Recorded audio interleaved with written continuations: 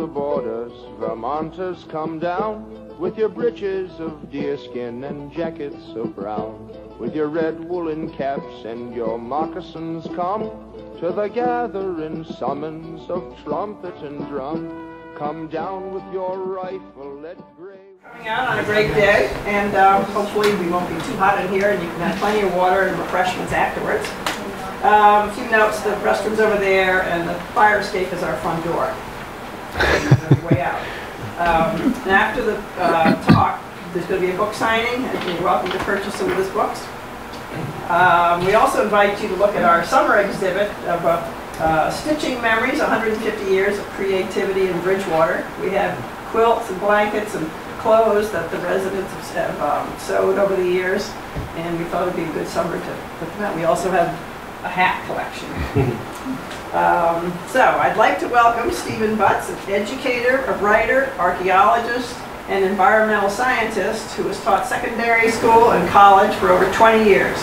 Presently, he's running the Shays Settlement Archaeology Field School in Sandgate. I knew I'd trip over that one. We have a local connection to the rebellion. Jeanette Sawyer's third great uncle, third great grandfather, Abner Perkins, married Daniel Shays' sister, Mary Polly. They moved to Barnard before the rebellion, along with another sister, Margaret, and her husband, Elijah Barnes. And Jeanette just found out a third sister moved up here too, so I think they were all smart and fled before the rebellion happened, so they wouldn't get caught. They left early. So I will now let Stephen tell you the truth about the whole story. Thank you for having me here. And basically what I'm here to talk about is the Shays Settlement project. It's the first formal study of the fortified 18th century settlement founded by Captain Daniel Shays and his followers shortly after the rebellion that bears his name that occurred in 1787. The site has remained isolated for over 200 years in the Vermont mountains. The actual investigation, the scientific and archaeological and historic investigation began formally in 2013, so we're in our 5th year this year, which is pretty exciting. And actually I have to update the bottom now because as of last Friday, we conducted our 5th summer archaeological field school with students in grades 9 through 12 who participate in a summer program learning archaeological field work. So as of Friday, we now have educated over 120 students using this as a resource, which is really outstanding. And I'll talk more about that later. But for me, this story starts here with this picture, known as Shays Fort. So I moved into the area. This is in southern Vermont. I'll show you a map shortly. Back in 1996 when I started my teaching career right on the Vermont-New York border. And I was not from this area. I came here and I was told that, oh, up in the woods, you're interested in science and history. You should go to Shays Fort. It's really a cool place. And I thought, Shays Fort? You mean Daniel Shays? Daniel Shays from Massachusetts and the rebellion. They're like, yeah. Like, why would he build a fort up in the Vermont wilderness? It didn't make sense. This is over 100 miles away from Massachusetts, Western Mass, where the rebellion took place. And why would there be a fort in the middle of nowhere? So it really didn't make sense to me. And that began this quest, this long journey that has led to the Shays Settlement project. So here's where the fort is located, in Sandgate, Vermont. It's a border town right on the border of New York and Vermont. It's just north of Bennington. And just over the border from the town known as Salem, New York, which also is part of the story, as you'll see. The study area and the settlement lies on what we call Ague Mountain. Now, Ague Mountain is this mountain right here in the background. This is the town of Salem, New York, so we're right on the border of Vermont, so we're looking east into the Green Mountains. And what's fascinating about this is the settlement is located on this southern-facing shoulder. Now, even today, this is an extremely remote area. The elevation is over 2,000 feet above sea level. So if you look back at this picture and you think, okay, in 1787, the town of Salem was already settled, who would want to build a settlement up here? It's a very remote area. So that's part of the story, as we'll learn. The other thing I want to mention, which is good news, just recently in the past year, this is private land. It's known on what we call the Coe Tract, which is 2,300 acres of forest. And the Conservation Fund, which is a nonprofit holding group, has just purchased the entire tract, and they are looking for a new home for this land. Now, when they purchased this, they had no idea that this project was going on. And then they found out, like, wait a minute, you have this whole archaeological historic site happening here? And So now they're really excited about this, and they are looking to preserve this site in perpetuity, which is very good news because you're going to see this is probably the most significant 18th century settlement to exist right now in the state of Vermont. So the long-term goals of preservation are going to be met, and I'll talk more about that later. So for me, back in 2013, when I finally got the resources to begin the study, I approached the landowners and said, hey, I think you might have something going on up there. I've heard about this Shays fort. It's related to Daniel Shays. What, can I get up there and do some investigation, maybe a little bit of a mapping, and kind of walk around and see what's happening? Well, for me, it started with the fort. And that fort I had visited prior to this. It began the kind of center point of my investigation. Now, I was very surprised, and actually a lot of people were surprised, as I radiated out in the spring of 2013, GPSing anything that I might conclude could be a ruin of some sort. Not only did we discover that, okay, this so-called fort was there, but you can see that an entire 18th century settlement is up on the mountain. And now you can see that it's quite extensive. Now, before I go on to this, I'm just going to give a quick history lesson on Daniel Shays, because I had to do that myself. I mean, I remember his name, from probably social studies class, and I knew there was some kind of rebellion. But in order to ask the question was, is that fort up on Ague Mountain related to Daniel Shays? And if so, why? So the story starts with him. And this is a whole thing. There's many books written on this. I'm not an expert on Daniel Shays, but it helps to build a backstory of why that could be a fort that's related to him. So we know that Daniel Shays was a captain in the Continental Army. He was certainly a revolutionary hero. He served all throughout the war as a captain. He fought at Saratoga. He was at the Siege of Boston. He was at Stony Point. He was at the battles of Saratoga. So he really gave his dedication to our independence, serving his country. He also was part of the Major Andre scandal, which is pretty interesting when you think of Benedict Arnold, the big traitor who was basically passing off secrets to West Point to the British Army through Major Andre, who was captured, and then, of course, the famous spy trial that came out about that. Now, the reason I mention this is because General Washington chose Captain Daniel Shays to act as the prisoner of the guard here. So the captain of the guard who guarded personally Major Andre during his trial for 5 days in downstate New York, and eventually he was hung for his crimes. So it kind of speaks to his importance within the Continental Army. Another thing that's important about his Revolutionary War career is that Daniel Shays helped build Fort Putnam. So Fort Putnam now exists as part of West Point. This is a picture of the fort. So he did have knowledge of fort construction. So that is an important thing to know because we're going to get into this later. So what happened? Well, after the war, quickly, and again, you could really read up on this. There's a lot of books on it. But there was the post-war debt crisis. So after the war was over, especially in western Massachusetts, soldiers came home from the war. They had been off fighting. Their farms were kind of in disarray. The families were left home to keep it all together. So women and children and the elderly were trying to, keep alive basically during the war. So there was a lot of debt that was incurred by these people. And it all comes down to this. Credit extended to families during the war, so that put people into a lot of debt. Trade was cut off from the British West Indies. So we lost the war, or the British lost the war, and they said, okay, fine, we're not trading with you. So that was a huge problem for western Massachusetts and created a big economic crisis. Veterans returning with no pay, so soldiers who had fought and came home and they didn't get paid for their service. The Massachusetts Constitution was also trouble. There was a lot of land ownership issues. You had to have certain value of your property to serve in the government, and that really caused a lot of discord with the citizens. And then, of course, the war debt. So all these things came together to create this real problem in Massachusetts.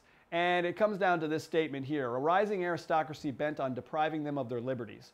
They had just fought to unleash themselves from England, and now they're facing the same exact thing with the new government in Massachusetts. So it really became the western farmers in Massachusetts, the veterans, and the merchants and lawyers and upper class in Boston that led to this rebellion. So what happened? Well, Daniel Shays became the leader of this group called the Regulators. And the Regulators were about 1,500 men, mostly veterans, who were armed, and it was a militia.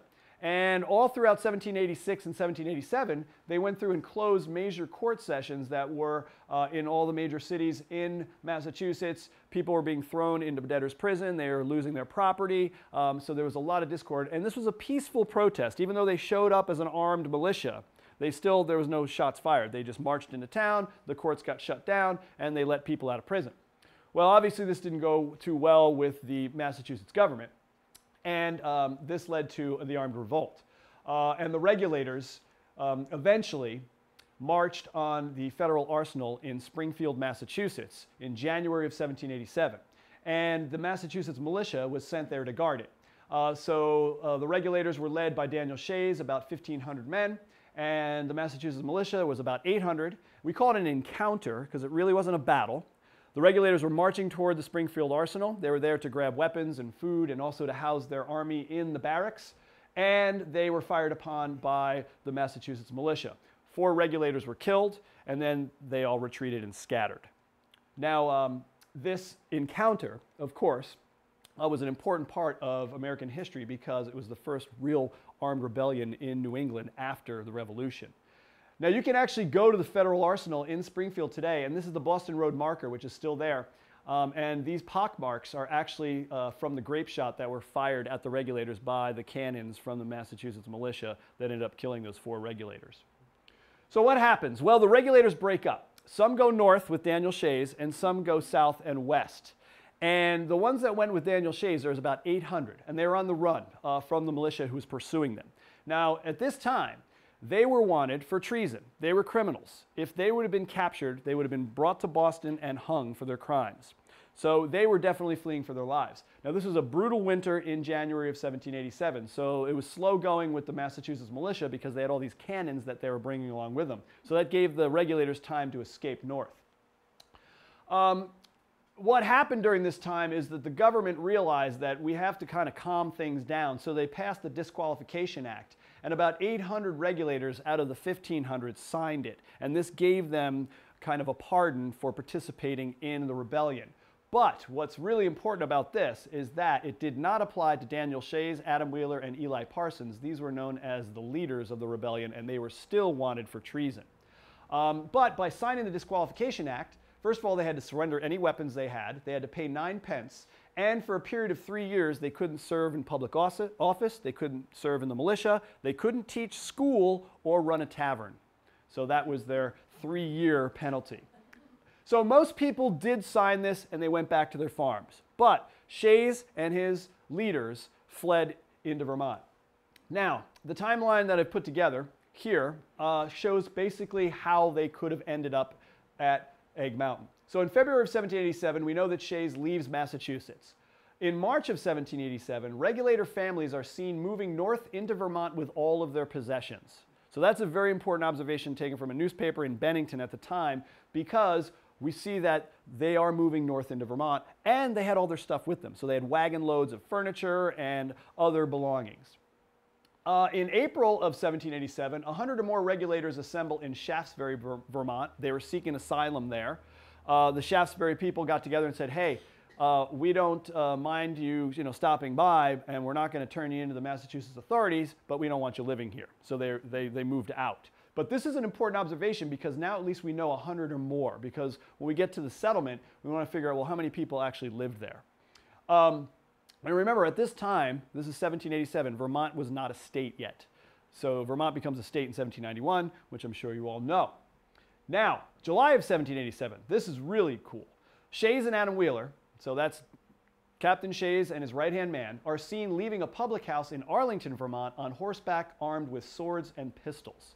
Now that's a really interesting observation because first off, Arlington at the time was actually the capital of Vermont. So Governor Chittenden lived in Arlington, and Arlington is just east of Sandgate. So the fact that Shays and Adam Wheeler, who are the most 2 wanted men in America, were in Arlington at a tavern armed, and it was perfectly okay for them to get a drink there and hang out, shows you the sentiment that Vermont had to the regulators being there. So officially, Chittenden was saying, oh, if they're here, we'll capture you. We'll capture them, because he told that to the Massachusetts government. but obviously he knew they were there. And even Ethan Allen knew that they were there, and they let them settle and buy land in Vermont. So it kind of gives you an idea of how Vermonters, they're feeling toward the Regulators at this time. The other important aspect to think about, Salem, New York, which is just over the border from where the settlement is, was settled in 1761 by Joshua Conkey and James Turner from Pelham, Mass. Now that's where Daniel Shays lived. So Daniel Shays had a connection to Salem and this area prior to the rebellion. So he would have found a lot of people there that he knew, and that helps explain why he settled there, or possibly could have settled there. The Conkey Tavern, which is in Pelham, this is a picture of it. Actually, it was disassembled and it was flooded by the Quabbin Reservoir when they made that. The Conkey Tavern was the headquarters of the rebellion. That's where everyone met to train, and on the green out in front of the tavern, and they plotted their petitions. So it was ground zero for the rebellion. So it's interesting the Conkey family had that connection to Salem. Okay, but the real evidence to prove or disprove, could that have been Daniel Shays' fort, lies in the deed. Okay, so this is the actual deed from the town of Sandgate office, which exists today. You can go down there and look at it. And it tells you right here, Daniel Shays' deed. He purchased the land from David Cowden, lots 52 and 56 in Sandgate, Vermont, which is approximately 470 acres of land in 1788.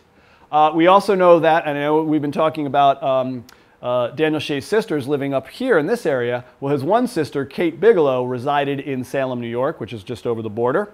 And we know that fellow officers Joe McCracken, Captain Wilson, also lived in the area and helped arrange this land sale.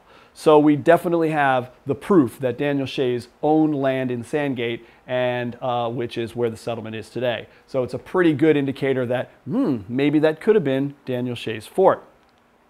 So this leads us to the settlement. So we know it was founded in 1787, shortly after the rebellion, when everyone was fleeing. Other pieces of evidence. So basically where the Shays Settlement project has been working, during the summer we've been doing archaeological field work. We're trying to find physical evidence to prove or disprove that these people could have lived here at this time. And then in the winter when we shut down, I do a lot of historical research to try to piece the put the pieces of the puzzle together to say, okay, yeah, this could have been actually the Shays fort. So this is an interesting observation that was made. And it was William Peck, and by the way, in one of my lectures, I met an ancestor of William Peck, which was really amazing. And the audience was like, oh, that's my great-great-great-grandfather. I was unbelievable. So he was a Vermonter, and he said, when I was a boy, I could look up from the Camden Valley toward the Ague Mountain area and see smoke rising from over 100 cabins. So that's pretty fascinating. So, you know, I think that number was, you know, he was a kid when he said that, so I doubt there was 100, but at least there was a lot of chimneys up there. And that really is important because we find a lot of structures up there today. This is a postcard that I found in my research. Now this says Old Settlement on Ague Mountain, Salem, New York. Ague Mountain is also known as Ague Mountain. It's actually not in Salem though, but that area is a borderland. So, but it describes this.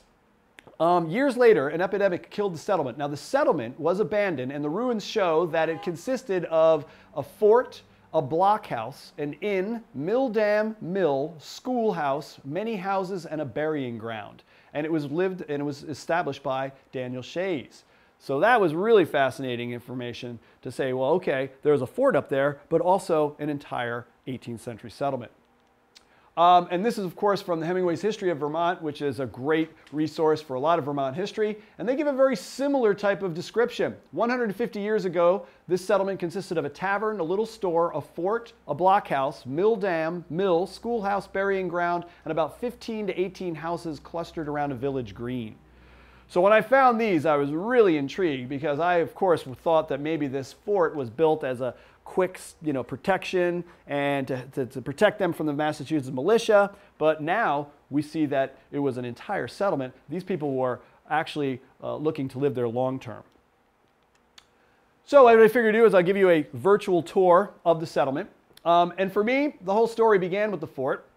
So this is the fort. Basically, it is at the high ground. Now, what's interesting to see here is that the settlement today is laid up along this road, which is a logging road, and it's obviously the original road that the settlement utilized back then.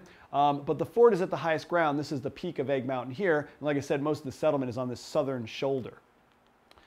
So what was surprising is that as we began to clean off the sites and map them out, we discovered that within the fort there was a central building. Now, we didn't know that when we first went in there, so we call that the central foundation. Now, could that be the blockhouse that was talked about in the historical references? But this is the fort. Basically, it is a 100 by 100 foot enclosure. The heavily fortified portion of the wall is overlooking the central road, which from a defensive position makes sense if you're trying to guard that area. And then it has this central foundation within it. And that's a shot of the back. Now, what's also interesting about this, it's hard to see here because of the leaves, but what we've figured out is that the back portion of the wall was still in construction. So they never finished it. So they built the front edge, heavily fortified, over the road. But at some point, they piled the rocks up to build a back wall, but then they stopped. Now, that's a really important thing because we know that they were setting up a fort to fight it out, and then they didn't need it anymore. And I'll talk more about that later. So there's the fort. Now, the question was, could it be a fort? Because some people have said, well, yeah, that could be a barnyard. You know, there's a barn there, and then there's an animal enclosure around it, okay? First of all, location is strange for a barnyard, but what's also fascinating is historical reference.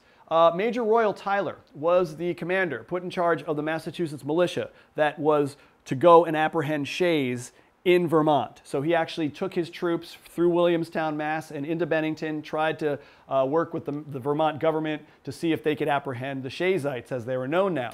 And in his own words, in his autobiography, he writes, in February of 1787, I arrested Adam Wheeler, and that was the right-hand man of Daniel Shays, but he was soon rescued by 40-odd subjects of New York who carried him in a triumph to a large mob of rebels.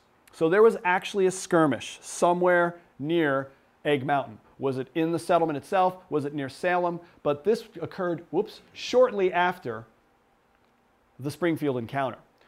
So that kind of gives you the mindset that they would have wanted to have some type of protection. If the militia grabbed Adam Wheeler and then they freed him, there were obviously shots fired between them. So, you know, it makes sense that they were in fear for their lives, that the Massachusetts militia could come and apprehend them at any time. So building a fortification wasn't such a wild idea. Now, the fort area is a very rough area to do archaeology. When this study started in 2013, it was too wet.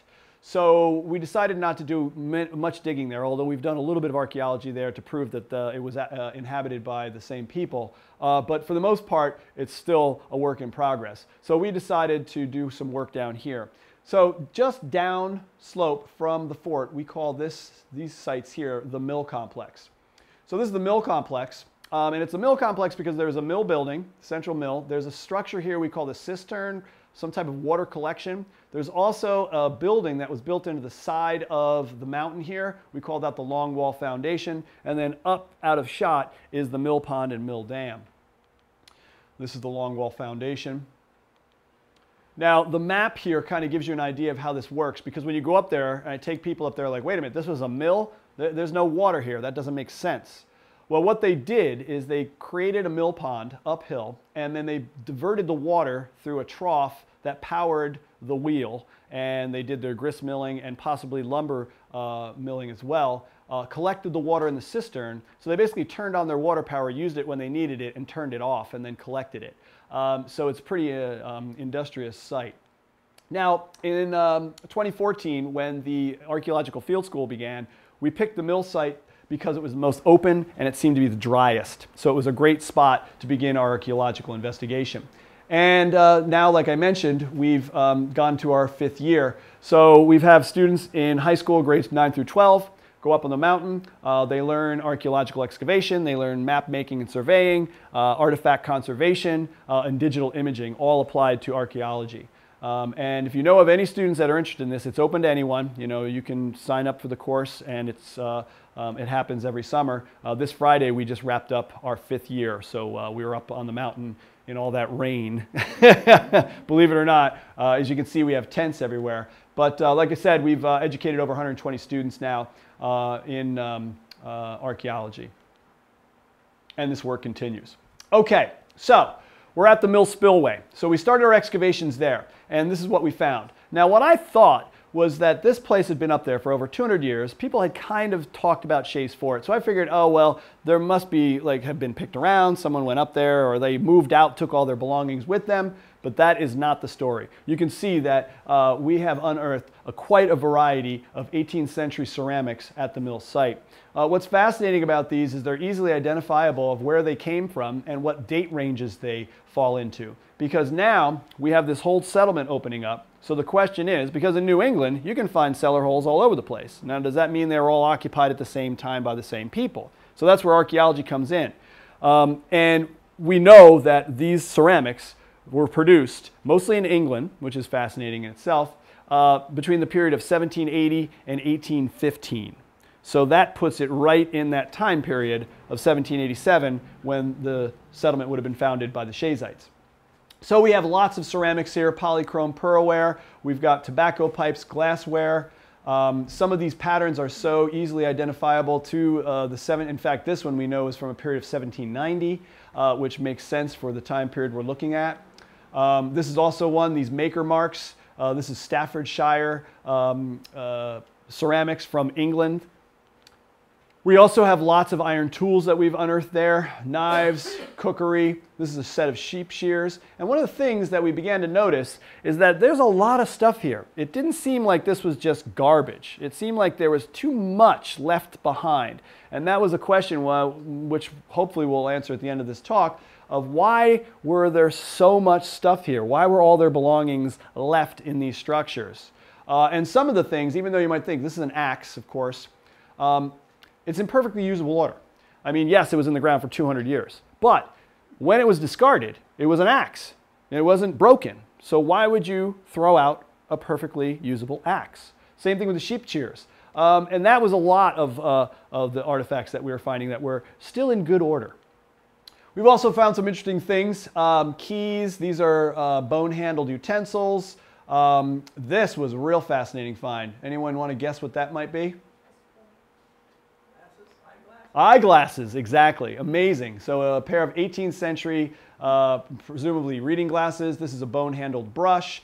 So we're starting to see a picture here. Remember that description that the Shaysites were moving through Vermont with all of their belongings. Well, now we're starting to see evidence that, yeah, that they did have all their belongings. They had nice ceramics.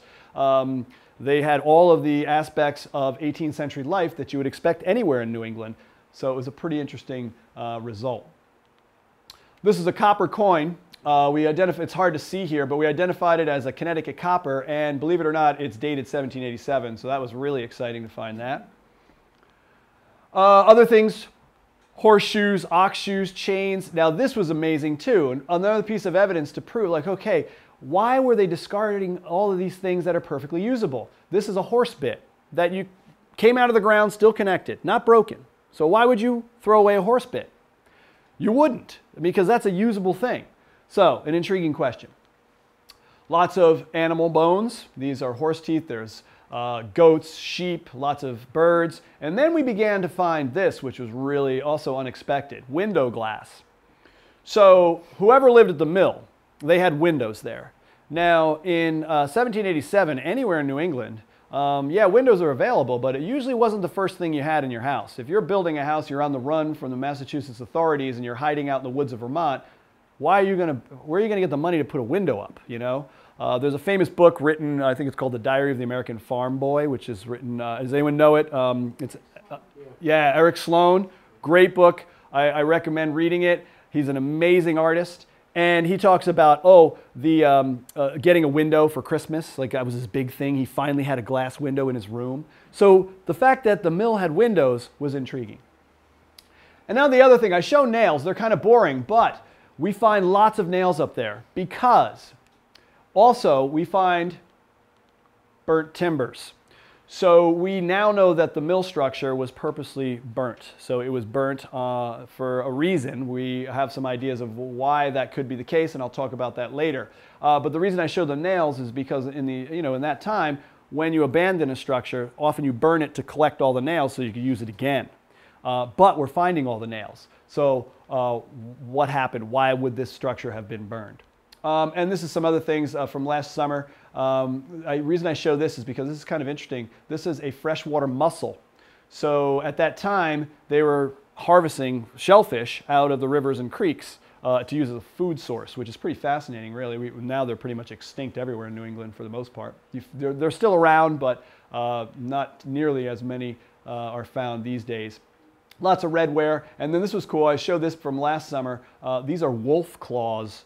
So they were killing wolves for whatever reason, protection or maybe for the pelt. This is also interesting. We found this at the mill. This is called the copper dandy button, which was a big button that was on a jacket, usually by a person of wealth. They'd walk around with their big button and they're like, oh, I've got a lot of money. I've got these big shiny buttons. I'm important. Well, notice there's a hole drilled in it. So we think this was used as a necklace. So someone who lived at the mill was wearing a rich person's button as jewelry. So what happened to the rich person? I don't want to know. I don't know if that's a trophy from the war or what the story this button has, but it was pretty interesting. And then, of course, the burning. So that is all up here at the mill complex. So we're going to go down to the road to this site we call the Tavern. So this is the Tavern. We call it the Tavern because it's at the central meeting point of the village. It also has a very deep root cellar, so they were storing lots of goods here to keep them cold. It had a very large side chimney. It also has a well or a privy.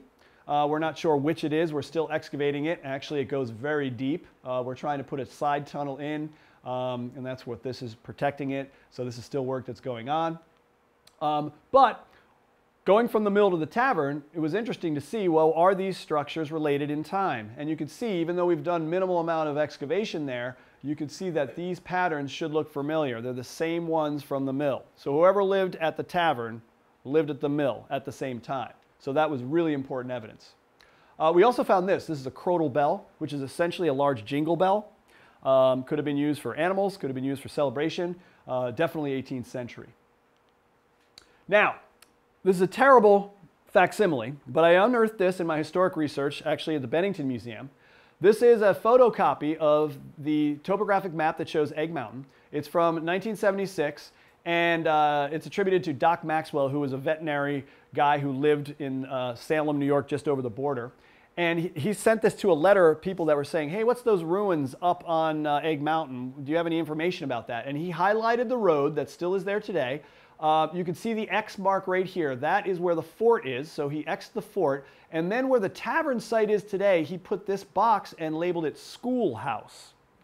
So why he called that the schoolhouse, we're not sure. So maybe the tavern was actually a schoolhouse. What evidence did he have to make that claim? Or, unless we've missed a structure right near it. So that's why this project is obviously still a work in progress, but intriguing. So that's the tavern. Now you can see these blue lines are the stone walls that make up the settlement. We've mapped them out too to try and keep everything as documented accurately. So we're going to go down the road here to the center chimney house. This is the center chimney house, and this is a very large structure. It's 20 by 40 with a very large fieldstone chimney and then a small root cellar. We believe that this is actually the doorstep leading into the structure that's still there. We started excavating there. Again, we're trying to prove that all of these structures were occupied by the same people at the same time. And here's what we've been finding. And you can see, obviously, these patterns match. These are very similar, and in some cases, they're exactly the same. So all these people were sharing the same type of ceramics, or at least they bought them from the same place. We've got pipe stems here. This is a reaping knife, green edge platters, window glass, which is intriguing again. We also unearthed this last summer. This is actually a button from the War of 1812, the New York State Militia. So whoever lived in the center chimney house at least served for the New York State Militia in 1812. So that was interesting because we're talking about, okay, the Shaysites settled here in 1787, but they just didn't hang around for a year, waited for everything to dissipate and leave. This person lived there for over 20 years. So that was interesting. So that's the center chimney house. Now down the creek from here, now notice this is called Brown Brook. Now on an old land deed, and I've done lots of record searches to see what was going on with this property through time, this shows up as Widow Brown Brook. So Widow Brown Brook goes right by the center chimney house. And so kind of remember that because that plays into the story later. So then we're going down to Foundation 4. Now Foundation 4 is an interesting structure. It's got a side entrance tunnel. There is no chimney pile that we have found here, but it's dug in, so it seems it might have been maybe a big cold storage house. We don't quite know what the story is here. We've done a little excavation, and all we have found are 3 spikes and a buckle. So we know someone built it. We don't know if it was the same people. It seems likely that it's related to the settlement because of its construction, but we have not found physical proof like all the other sites with the ceramics. So we'll find out more about that in the future. That's Foundation 4. Then we move down to here, Foundation 2.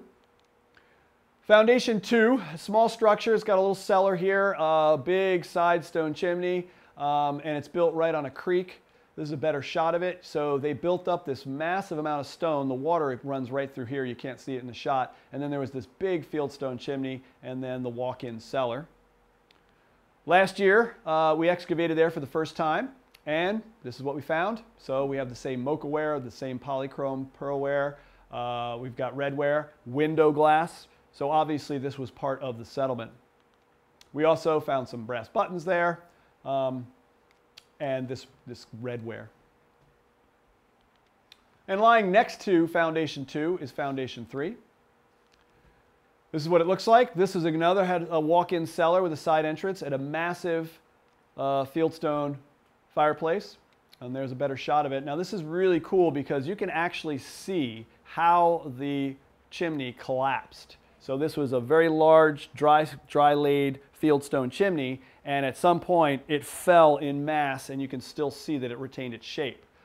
What we believe caused all of these things to crumble was fire. We have evidence at all the sites that they were purposely burned. We find charcoal and burnt timbers in all of the sites. So that's a definitely interesting thing we'll talk about later. We excavated here, and this is what we've been unearthing. So you can see these are the same type of ceramics. This is a pewter spoon, again window glass. This is called yellowware. We also excavated there last year, so more of this transferware, the redware, the window glass. One of the best pipe bowls we found there at Foundation 3, tobacco pipe. Does anyone know what this might be?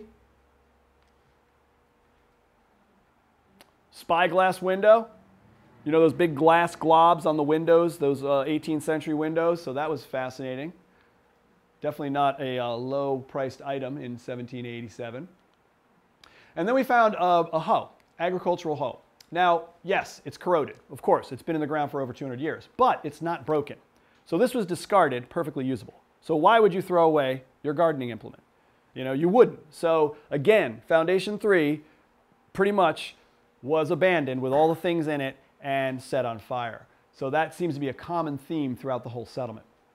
So that's Foundation 3. Now, for me, this is where I thought it all ended. I figured, okay, we found this whole settlement, and yes, it seems to be lived by the Shaysites. The time period shows up. And this would be the 3rd year of the study, and I've received a phone call because people had known about the archaeological field school, and locals were like, what's going on Ague Mountain? So this guy called me and said, hey, I know what you're doing up there, and first of all, you're all going to die from the plague. And I was like, whoa, plague? Well, this is our 3rd year. I think we're okay, you know, but thank you for your warning. He goes, the plague killed them all. And I was like, all right. The second thing he said to me, he's like, where you're digging, that's not where Daniel Shays' house is. And I said, whoa, wait a minute. Daniel Shays' house? You know where Daniel Shays' house was. He goes, yep, I know exactly where it is, and where you're digging, that's not where it is. And remember, this is where the focus of the study had been. So I said, okay, let me come down, I'll pick you up, we'll go in the Jeep, we'll go up there, you show me where it is. He goes, nope, I don't have the time. Click, hung up the phone. So I was like, wow, that's not helpful. But it was in a sense, because that spring, I figured, what am I missing? I've gone through all of this. So I thought, you know, the way we get to the site today is through this road, but there's a road that drops down in here, which is called the Devil's Glen. And I figured, well, let me go over there. And you can see it is kind of separated. So as I moved over here, lo and behold, we find Foundations 5 and 6, some more stone walls. And this was really the breakthrough that we needed because we found Foundation 5. Now, this is what it looked like when I first encountered it. After some cleaning, we revealed that the center chimney hearth is still intact, which is really amazing. And this is basically what the site looks like today. Now, out of all of the sites, this is the nicest house in the settlement. It has a very large cellar. You can obviously see, compared to everything else, it's built completely of dry laid stone. The chimney was very well built. It's still standing after 200 years. There's also other side buildings. Just off to the left, there's a structure over here, and then across the road is Foundation 6. So whoever lived here had the nicest house. So you could hypothesize that, okay, local lore says this is where Daniel Shays lived.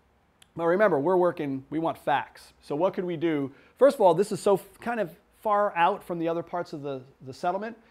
First thing we needed to do is prove that, well, is this from the same time period? I mean, maybe this cabin was built in 1820 or 1840, you know, who knows? So that's where the archaeology comes through. So we started excavating at Foundation 5, and this is what we've been finding. And I don't think you have to be an archaeological expert to figure that this looks pretty familiar, right? So whoever was living here was part of the settlement. 1787 to about 1815 is what we're talking the date ranges are on these types of ceramics. We also began to find some high-end items, which is interesting.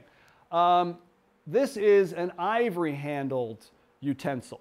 So all of the other sites, they had bone-handled utensils. Whoever lived here had an ivory-handled fork or knife. So that's, you know, someone that had higher means than the others. Things like this. Now, does anyone recognize this? This is an interesting find, and we're still not sure how it got there. It's called blue banded iron slag. So when you make iron from ore, you put it in a big pot, you superheat it until it melts, it separates the impurities, and the silicates foam up on the top, and you scoop that stuff off, and it solidifies into a glassy item like this, called blue banded iron slag. It's really pretty. So why was that there? I mean, we have found no evidence that they were forging metal up there, but someone had this. You know, maybe it was a keepsake from a kid, you know, like here's your precious little blue stone we gave you for your birthday. We're not sure, but that was really interesting. Lots of tobacco pipes from that era. This shoe buckle was fascinating because what we understand is that because it's oval shaped, this might have been from a British soldier. The Continental Army had more square buckles. So why would this person have a pair of British shoes? Fighting the war, maybe you got a free pair of shoes? I don't know. Now, but the best one is this. It's hard to see in this picture, but it's a Spanish silver dollar, which I would have never expected to find there. You know, everyone thinks, well, we got to find a pirate treasure ship to get that. But this was unearthed at Foundation 5, Spanish silver dollar, dated 1776. So it's a reales silver Spanish coin. But notice it has a hole in it. So someone was probably wearing it as jewelry. You know, was this a keepsake? Was this your necklace from 1776? You fought in the war for independence. Maybe it was sewn into clothing. Something caused them to put that hole there. And then this button next to it is actually gilded in gold. So whoever lived here definitely had a higher status than the others. And we also find other things: window glass, redware, ox shoes, horseshoes, lots of iron artifacts, pitchfork, cooking gear. And then we unearthed this. This is a limestone. Limestone, and this was in that small house next to it. Basically, a limestone is used to make sodium hydroxide, which is lye. You use it for soap making. You would take a barrel, you'd fill it with wood ashes, you'd trickle water through it, and that leaches out the sodium hydroxide, which is so caustic that it has to be channeled on rock and then collected in a ceramic jar, and then you would use it for making soap. So they were definitely industrious here. And that was an interesting find when we started unearthing this. Students were like, this is a sacrificial bloodstone. They were making sacrifices up here. I was like, no, no, no, no. And then across the way is Foundation 6, which is a small, we might think that this is actually a root cellar because it's built into a ledge here, and it's not large enough for a structure for someone to have lived in, so it's probably for food storage. And then there was this. We call this the standing stone burial mound. This is a large outcrop of rock with one standing stone marker that we believe is the mass grave of victims of a series of plagues that wiped through the area, which kind of explains how the settlement ended. This is a very large area. We estimate that there might be 30 or more bodies buried here. We know that there are at least 3 burial grounds up there. This is one of them. The other 2 we've heard might have been destroyed by loggers in the past. So this is something that hopefully we'll continue to work on in the future. So what happened up there? Why would they have built this settlement? We know Shays was there. He had the land. So the timeline of history puts February of 1788, so after a year after the rebellion, essentially, Shays and Eli Parsons write a petition for pardon. So they were wanted for treason for a year. They would have been hung for their crimes if they're captured by the militia, who was actively looking for them.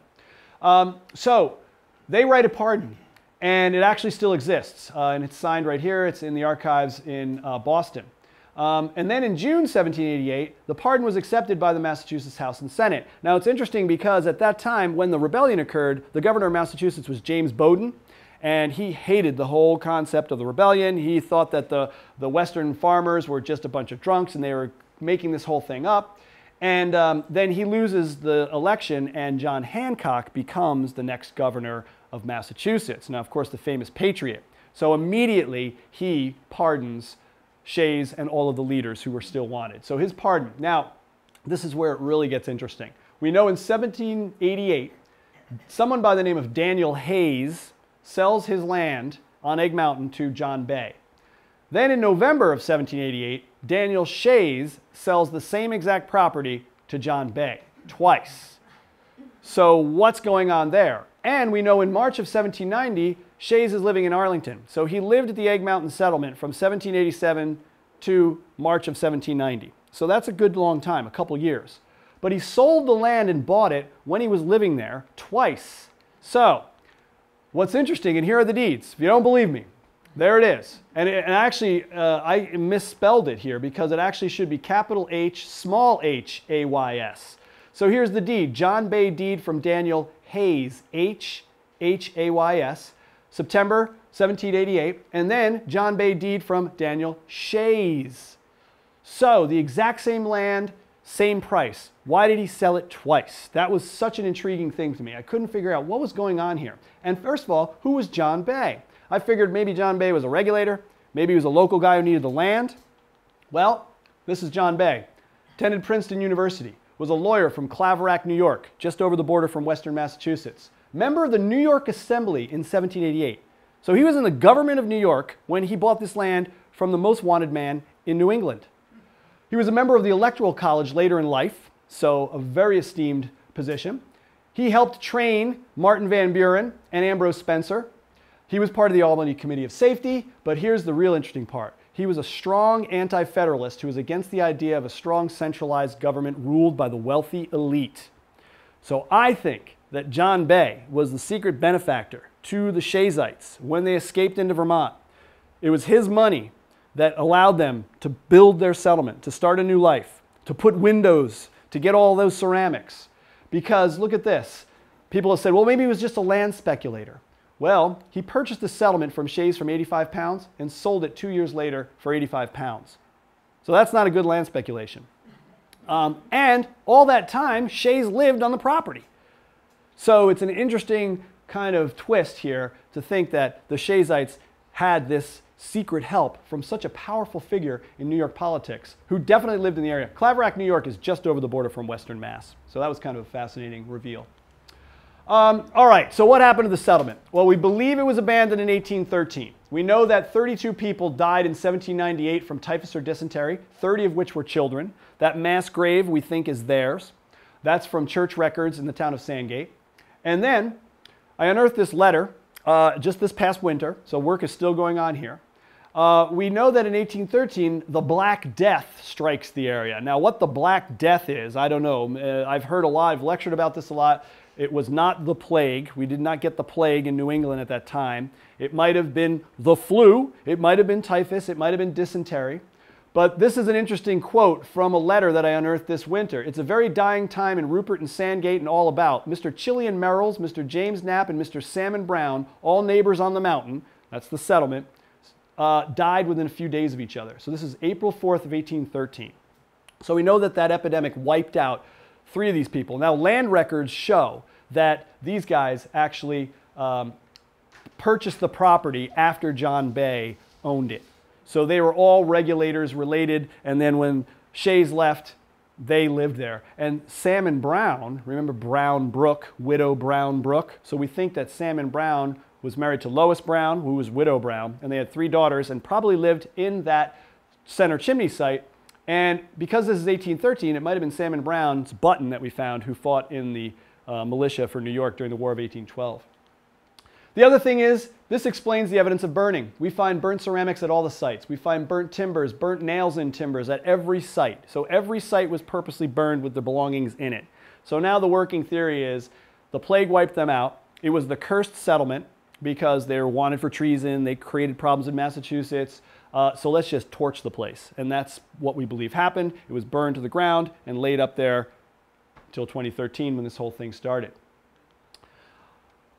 With archaeology, of course, we can use physical evidence to put dates on things, and we do a thing called a mean ceramic date study where you take all the ceramics that you find and you do a statistical analysis on when they were made, and this gives you an average date of peak occupation. So we think that the settlement's peak occupation was around 1804. So we know that it was settled in 1787. We know Shays and most of the leaders left in 1790, but people, obviously, like Salmon Brown, Chilian Merrills, James Knapp, continued to live there until about 1813. And after that, it was completely abandoned. Names associated with the settlement. I know a lot of people, especially locals in Vermont, like to know, well, am I related to anyone from this?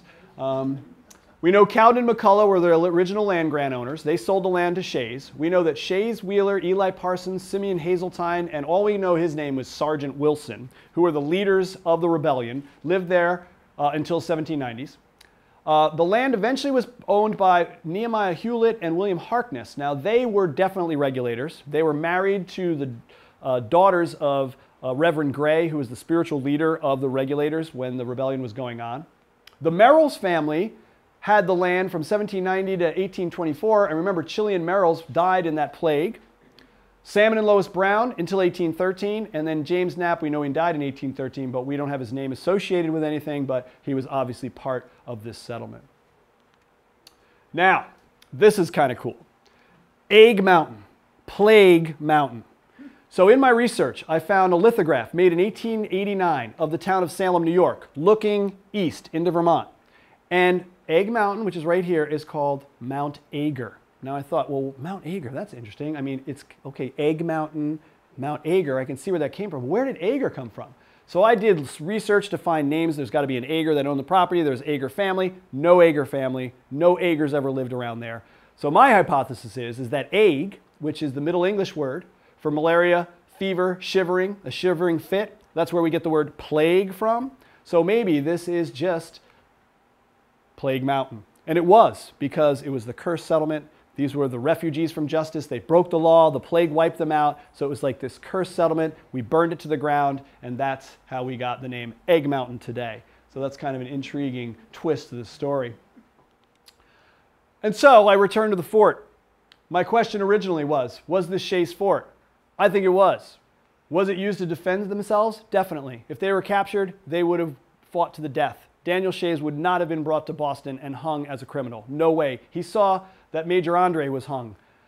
He knew that the governor would have shown an example to all citizens in Massachusetts. So yes, it made sense for them to build this fortification and save themselves. And why was it not finished? Because it didn't take too long for the pardon to arrive. So once the pardon arrived, they didn't need the fort anymore. So that's kind of why I don't think this is a cow pen, because the stones are not there. And if they lived up there until 1813, the cows would have gotten out pretty easily. So that's Shays Settlement. Now, the other thing that I think is intriguing, a lot of people say, well, wait a minute, Daniel Shays possibly lived here. Why was he so separated? Well, there were agricultural fields that connected everyone. We also know that there are probably smaller structures we have not found yet. Even though working there 5 years, we're still learning things new every year. And this road here, if you continue, this would connect you to the town of Salem. So he knew the people of Salem. His sister lived in Salem. And the militia, if they were going to come and get them, would have come up from Salem. That was the only road. So you think of it, he's the gatekeeper. If the militia's coming, he gets on his horse, rides through town like Paul Revere, says, ooh, the militia's coming, let's all gather in the fort, which is the great defensive position that they would need. And thus, it makes sense, being a military man, that he laid out the settlement in this manner. So that kind of gives some more evidence to kind of support the fort theory. So I'll leave with this. Daniel Shays, what's his legacy? A lot of people point to the Constitution. You know, the Constitution, strong federal government, federal army. Shays' Rebellion definitely had an influence on the Constitution, but the convention was underway when the rebellion was happening. But this is what's interesting. Shays and Millard Fillmore. Millard Fillmore, everyone's favorite president, right? We know so much about Millard Fillmore. Well, Millard Fillmore is actually a Vermonter. The Fillmore family's from Bennington. His grandfather fought in the Battle of Bennington. He knew Daniel Shays. Now, Daniel Shays leaves Arlington, Vermont, and then settles in Conesus, New York, which is central New York, because his one daughter went there. So he followed her. Now, he meets a teenage Millard Fillmore. So Daniel Shays, this American hero or anti-hero, comes into your town. So if you're a young, smart Millard Fillmore, you're like, oh, Daniel Shays, well, how was the rebellion? How was the war? What did you do? Blah, blah, blah. Picks his brain. And what does Millard Fillmore do? Well, he becomes a legislator. He goes to law school. And what is his big claim to fame? Well, in 1831, he introduces legislation in New York, the Act to Abolish Imprisonment for Debt. And this begins the end of debtor's prison for people in the United States. And I think he was motivated by his influence from Daniel Shays that this is not the way we treat people that are in trouble financially. We can't throw them into prison. That kind of just works the opposite way. And of course, he becomes the 13th president in 1850. And he did have a connection to Vermont. His family was from the Bennington area. So I think really Shays' true legacy lies in this connection and the abolishment, because that's ultimately what he wanted to do. That's what the rebellion was really about. And that became national law. And of course, that's it. So he died in 1825, an old man in Conesus. That's his grave. As far as the Shays Settlement project goes, we're continuing our excavation, our historical research. Our archaeological field school just wrapped up for the summer of 2018. We've got plans for long-term site preservation with the Conservation Fund, the state of Vermont. The state archaeologist of Vermont was just up at our camp last week, so he's really in tune with this. So we've got a great partnership with trying to preserve this for the people of Vermont. And hopefully we'll be exhibiting all these artifacts in a museum. The collection is going to end up in the state archives in Montpelier. And then where they're going to go after that, it's up to locals. There's been talk about maybe showing it in Bennington or any historical societies are looking for exhibits. So, we've got a lot more work to do, but the project has really revealed a very interesting aspect of Vermont history. And if you really want to know more about it, you can read my book. Okay, I'll do my selfless, shameful promotion here. But this tells the real story of the settlement, the history. There's a lot more detail. I mean, I only had about 50 minutes to talk today, but it's the true story of what's happening. And we have a website, shayssettlement.org. So updates on the field school, updates on what's happening with the project. You can go there. You can email me to find out what's happening if you know kids that want to participate in the field school, if you have questions about this, because this is probably one of the most important aspects of overlooked Vermont history, and it's being revealed for the first time. And thank you for listening.